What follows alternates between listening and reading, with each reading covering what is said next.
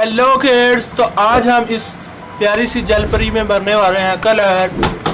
ये है हमारे कलर। सबसे पहले इन कलर्स के नेम को जान लेते हैं। ये है रेड कलर, ये है पैरेट कलर, ये है ब्राउन कलर, ये है येलो कलर, ये है पर्पल कलर, ये है ऑरेंज कलर, ये है लाइट पिंक कलर, ये है स्काई ब्लू कलर, ये है डार्क ग्रीन कलर, ये है डार्क ब्लू कलर, ये है dark pink colour. Let's start this video.